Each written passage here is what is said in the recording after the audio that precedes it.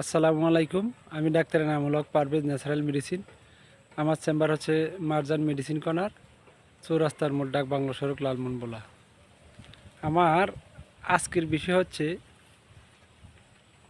Allergy, eczema, psoriasis নিয়ে একটু কথা বলতেছি। আসলে অ্যালার্জি, একজিমা, সোরিয়াসিস এগুলো হওয়ার কারণ হচ্ছে আমাদের বডিটা থাকে অ্যালকালাইন। যে সময় আমরা wrong food, GMO food, synthetic food, chemical food এই খাবারগুলো যে সময় খাই, আমাদের শরীরটা অ্যালকালাইন থেকে অ্যাসিডিক হয়। আর অ্যাসিডিক হওয়ার পরে আমাদের বডিতে ইনফ্লামেশন তৈরি হয়। আর ইনফ্লামেশনের কারণে আমাদের দেখা যায় হজম প্রক্রিয়ার সমস্যা দেখা দেয়, যেমন ইনডাইজেশন, গ্যাস, ব্লোডিং, এই সমস্যাগুলো দেখা দেয়। আর এই সমস্যাগুলো দেখা দেওয়ার আরেকটা কারণ হচ্ছে আমরা যদি দীর্ঘদিন গ্যাস্ট্রিকের বড়ি খাই, গ্যাস্ট্রিকের ওষুধ, যে কোনো প্রোটন পাম্প ইনহিবিটর খাই, সে সময় আমাদের পেটের অ্যাসিড লেভেলটা কমে যায়। আর এই অ্যাসিড লেভেলটা যদি যে সময় কমে যায়, সে সময় কিন্তু আমাদের পেটে যে গুড ব্যাকটেরিয়া থাকে, গুড ব্যাকটেরিয়াটা মারা যায়, ব্যাড ব্যাকটেরিয়াটা উৎপাদন হয়। কারণ আমাদের পেটে, আমাদের বডিতে যে পরিমাণ কোষ, তার চেয়ে বেশি আছে মিলিয়ন ট্রিলিয়ন ব্যাকটেরিয়া। যে সময় আমাদের অ্যাসিড লেভেলটা কমে যায়, হজম প্রক্রিয়ার সমস্যা দেখা দেয়, ইনডাইজেশন, গ্যাস, ব্লোডিং দেখা দেয়, সে সময় দেখা যায় আমাদের গুড ব্যাকটেরিয়াটা মারা যায়। আমাদের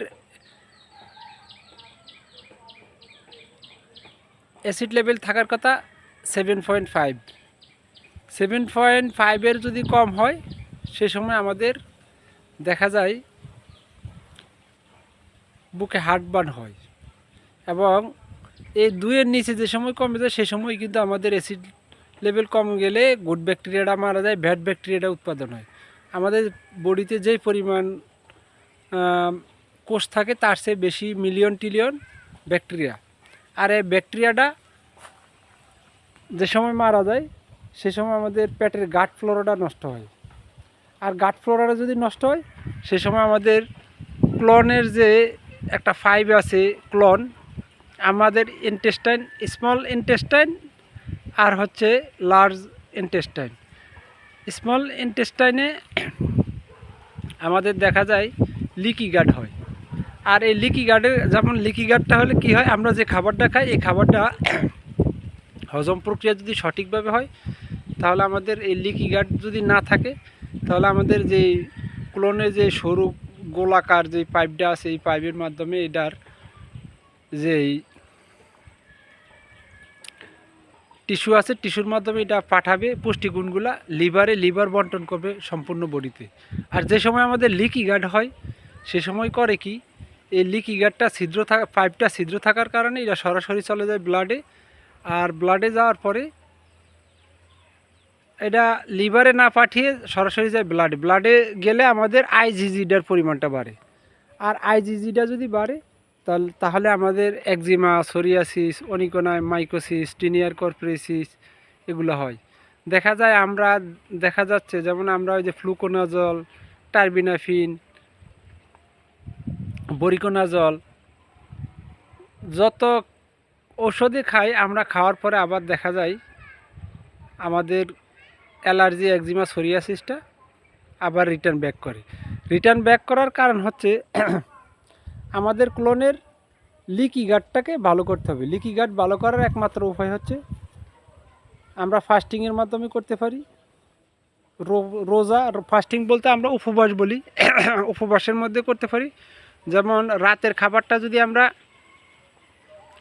সন্ধ্যা 6টা থেকে 7টার মধ্যে খাই, আর দিনের খাবারটা যদি দিনের খাবারটা যদি 10টার দিকে খাই, তাহলে আমাদের 17 থেকে 18 ঘন্টা ফাস্টিং হয়। আর আরেকটা কথা হচ্ছে, আমরা যদি অ্যালার্জি বাড়ে, সে সময় আমরা wrong food, GMO food, synthetic food, chemical food এবং ব্রয়লারের মুরগি, ব্রয়লারের মাংস, ব্রয়লারের ডিম এগুলো টোটালি বাদ দিতে হবে। এবং গুড ব্যাকটেরিয়া নিতে হবে, ভিটামিন D3 লেভেলটা ঠিক করতে হবে। আর যে খাবারগুলো নিষেধ, মিষ্টি জাতীয় খাবার টোটালি খাওয়া যাবে না। এই নিয়মগুলো যদি পালন করি ইনশাল্লাহ আমাদের এই একজিমা, সোরিয়াসিস, অনিকোমাইকোসিস, টিনিয়ার কর্পোরেসিস, টিনিয়ার ফ্রেডিস ইনশাল্লাহ ভালো হবে। আমার কথাগুলো থেকে যদি একটু উপকৃত হন, দয়া করে আমার চ্যানেলে লাইক, শেয়ার, সাবস্ক্রাইব করে দিবেন। আল্লাহ হাফেজ, আসসালামু আলাইকুম। ফাস্টিংটা আমাদের একটা বড় জিনিস এবং গুড ব্যাকটেরিয়া, খাবার, এক্সারসাইজ, ব্যায়াম সবই করতে হবে। শুধু ওষুধে মানুষের রোগ ভালো হয় না, সাথে সাথে আমাদের নিয়মগুলো যদি পালন করি ইনশাল্লাহ আমরা সকল রোগ ভালো হবে। আসসালামু আলাইকুম।